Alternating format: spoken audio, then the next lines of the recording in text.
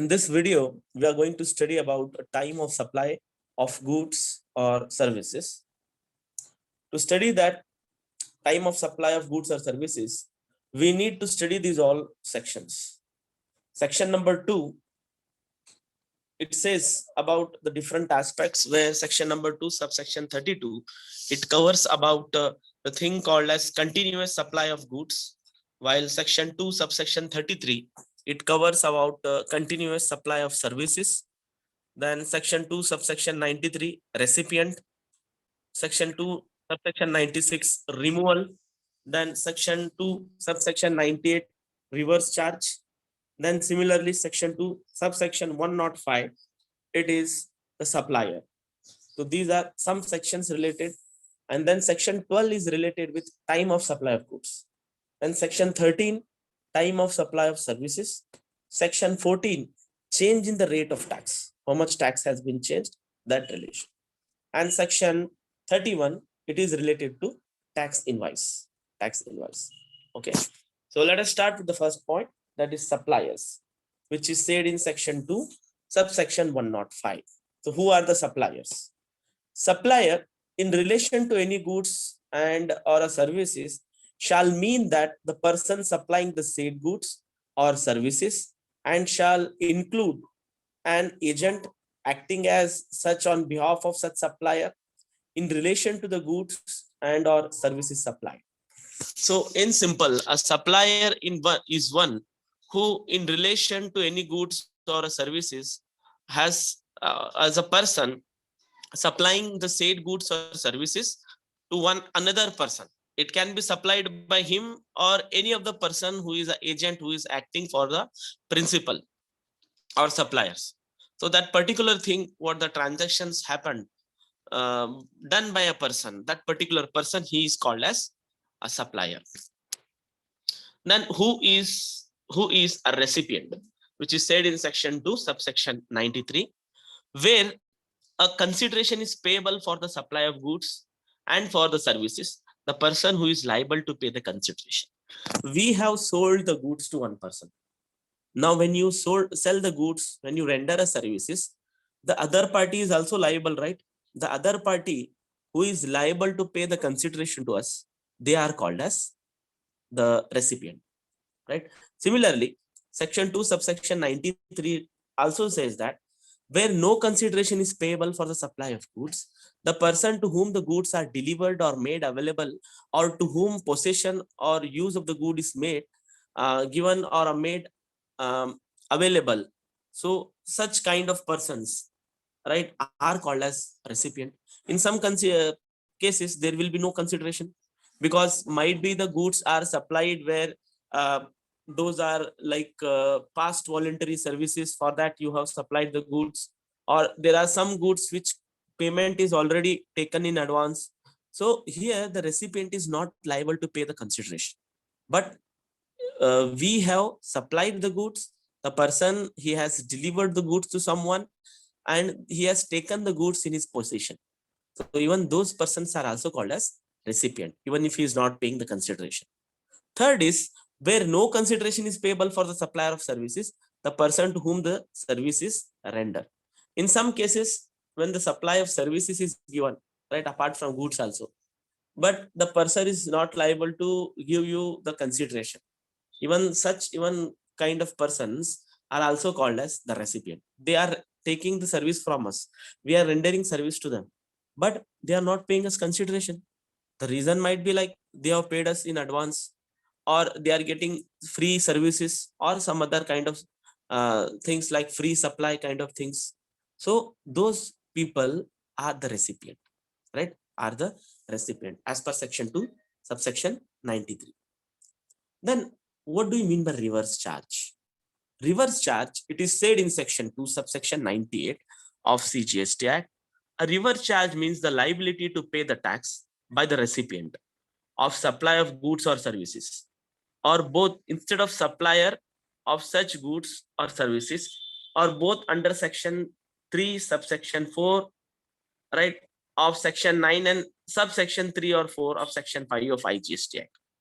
This means the liability, whatever is there to pay the tax, actually the recipient who is there, he has to pay the tax, but the liability to pay the tax by the recipient of the supply of the goods or services, both instead of supplier of such goods or services are paid, right? Supplier will pay this all things instead of recipient pays these all things. Supplier on behalf of the recipient will pay the taxes, the charges to those persons. So thus that particular kind of things are called as reverse charge. Then next term is removal, which is said in section 2 subsection 96. Removal in relation to goods means dispatch of goods for delivery by the supplier thereof or by any other person acting on behalf of such supplier. This means removal means we are dispatching the goods or delivering the goods. The supplier is delivering or dispatching the goods to the recipient. So in one case, this is called as removal. From your warehouse, your godown, the goods will be dispatched. The goods will be delivered, right, by the supplier to the recipient. So it can be done by you, or it can be done by any other person acting on behalf of you. It can be done by your agent also. So if you are doing that removal of goods from your warehouse, it is termed as removal as per section 2 subsection 96. Similarly, collection of goods by the equivalent recipient thereof or by any other person acting on behalf of such a recipient. Now, removal also means that you are dispatching in one way. In other way, you are dispatching, but the recipient is collecting the goods. The recipient is coming to your place, or the recipient's some responsible person who is acting on behalf of the recipient, who will collect the goods on behalf of the recipient. Even that is also called as removal, because if they collect the goods from you, indirectly the goods are being removed or dispatched from your warehouse, right, which is said in section 2 subsection 96. Now there is another word called as continuous supply of goods, which is said in section 2 subsection 32.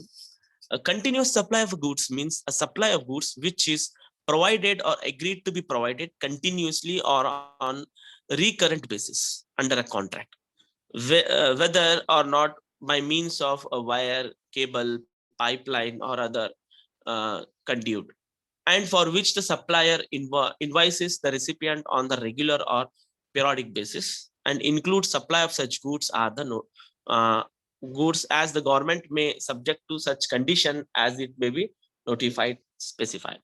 There are some kind of supplies which some of the recipients they want from the suppliers regularly. Like the examples they told, like wires are there, cables are there, pipelines are there, various other things are there, which these contractors, these people, for their work continuously they want it, right? Because they are working on different kind of project continuously. So once the raw material for them, which is like pipes, wires, or various other things which are required, will get over, again they will put order. So it is not like only once they are ordering it. Continuously after one and other order, they are ordering the materials. So such kind of supply which is done by the supplier to the recipient, it is noted as continuous supply of goods as per section 2, subsection 32 of CGST Act. Similarly, continuous supply of services, as the goods are continuously supplied, similarly, the services can also be continuously supplied, which is said in section 2, subsection 33. It means the supply of services which is provided or agreed to be provided continuously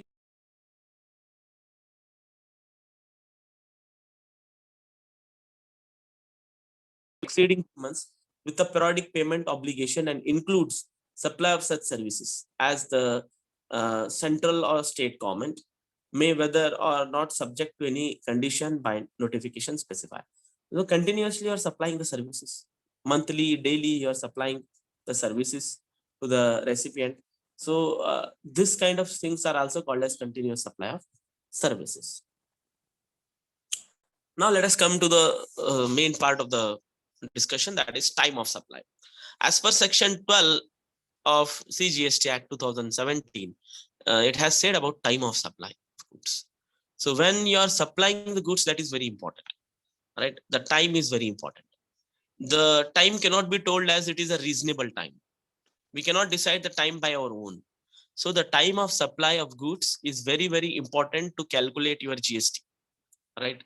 So when you see about time of supply of goods, there are two terms of supply. First is the normal, which is said in section 2, and second is reverse charge, where the supplier is paying both the charges, his own charges of the supplier as well as the recipient charges, that is reverse charges, which is said in section 3.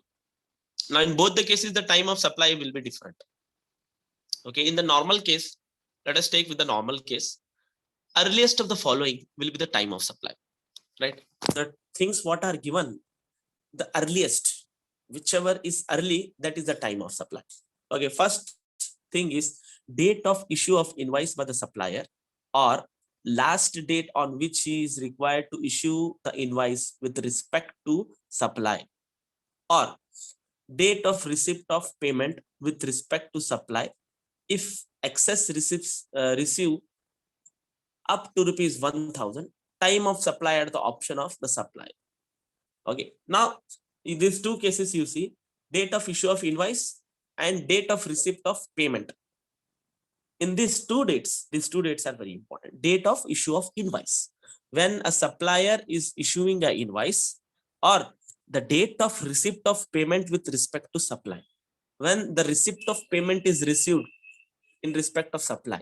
In these two dates, whichever is earlier or whichever is before, that date is called as time of supply. In which case? In normal case, which is said in section 2. But what about the reverse charge, which is said in section 3? In the reverse charge, the earliest of the following, the three dates that are there. In these three dates, earliest of the following will be treated as the time of supply. First is date of receipt of goods. Second is date on which payment is made. Third is date immediately following 30 days of invoice, right? Date immediately following 30 days of invoice. After invoice of the goods, 30 days you have to count, right? First, date of receipt of goods, date on which payment is made. Third is date immediately following 30 days of invoice, means after invoice 30 days. In these three dates, whichever is early, this is in reverse charge. Remember, this is not in the normal course of the business. Reverse charge, which is said in section 3. Now in this, suppose date of receipt of goods is earlier, right? So date of receipt of goods is earlier, means that date is called as time of supply. If date of payment is earlier, that date is called as time of supply. So we need to see the dates will be given in the problem, and you have to remember this particular chart. Okay, whether not determined as per above, right? Then what should be the result, right? Then in that case, whatever is entered in the books of account, right? So in books of account, whatever date is mentioned by the recipient, that date will be treated as the date of supply, right? Now the time of supply, what should be when it is not determined as per above? Now suppose date of receipt is not given, date of payment is not given, date of invoice is also not given. So how do we count that 30 days from that date? It will be difficult. In those cases, what we should do is, if when the time of supply we are unable to calculate, then time of supply shall be the date of entry in the books of accounts of recipient. Whatever date has been mentioned by the recipient who is receiving in their books of accounts, right? In their journal entries, in their cash book, whatever date they are mentioning, that date is called as the date of supply, time of supply. Okay, are you clear? Are you all clear with this point?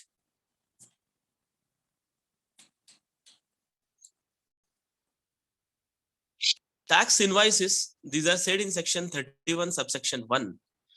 Invoice shall be issued before or at the time of supply.